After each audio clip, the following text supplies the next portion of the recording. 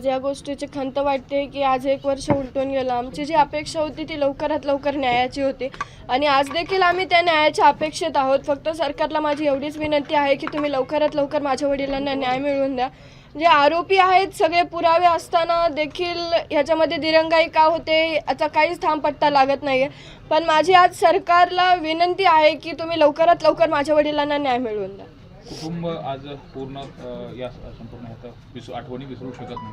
असं कुठल्याही बापाची आठवण कुठलेही लेख विसरू शकत नाही. पण आता नेमकं समाज आहे, त्याचबरोबर इतर लोक देखील तुम्हाला सहकार्य करतात. त्यांना काय सांगणं असेल आणि या न्यायालयाच्या लढ्यामध्ये कुणाकुणाचं सहकार्य कसं कसं लावलं? या न्यायाच्या लढ्यामध्ये तर आम्हाला पूर्ण समाजाने साथ दिली. मी खरंच त्यांचे आभार मानते, कारण की तुम्ही जी दिलेली आम्हाला साथ आहे तोच त्याच्यामुळेच हा लढा इथपर्यंत उभा राहिला आहे. कारण की आमचं कुटुंब, माझे वडील आमच्या कुटुंबाचा एक असा हिस्सा होते की त्यांच्याविना आमचं कुटुंब हे काहीच नव्हतं. आणि या आठवणींना खरंच कोणता दिवस नसतो की मासिक आलं, वर्षश्राद्ध आलं की तुम्हाला त्यांची आठवण येते. कारण की मला दररोज माझे वडील आठवतात की ते असते तर त्यांनी आता काय केलं असतं, ते असते तर त्यांनी मला कोणत्या पद्धतीने ट्रीट केलं असतं किंवा मी काय केलं असतं.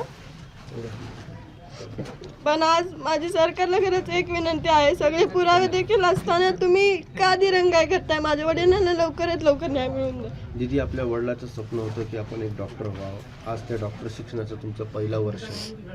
काय वाटतं तुम्हाला? काय आठवतं बाबा? म्हणजे त्यांचं स्वप्न तर मी नक्कीच पूर्ण करेल, पण त्या आनंदात ते माझ्या सोबत नसतील हे माझं खरंच खूप मोठं दुर्भाग्य.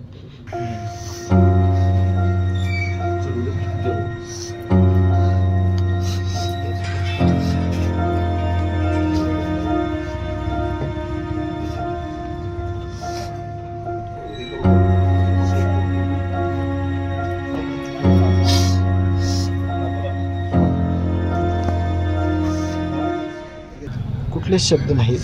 मी हे लेकरांना कसं पुढे घेऊन जाऊ? मी माझ्या आईला काय सांगू? मी आज 1 वर्ष झालं लढतोय, पण आम्ही खचून चाललो. आमच्या मागे सगळे सोबत आहेत, तरी पण आमचं दुःख आहे कुठेही कमी होत नाही. किती दिवस लढणार आम्ही आणि काय मागणार? आज माझ्याकडे कुठलेच शब्द नाहीत बोलायला. समाज तुमच्या सोबत आहे, सगळी माणसं तुमच्या न्यायाच्या लढाईमध्ये गाव आपल्या सोबत आहे. ज्या पद्धतीनं शासन प्रशासन देखील, लोकप्रतिनिधी देखील तुमच्या सोबत आहे.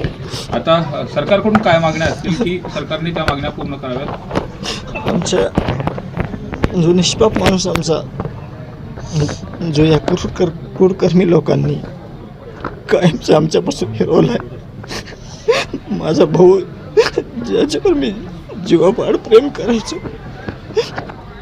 खेळतं कुटुंब होतं आमचं. आमच्या गरजा खूप कमी होत्या. या क्रूरकर्मी लोकांना लवकरात लवकर शिक्षा मिळावी एवढीच मागणी.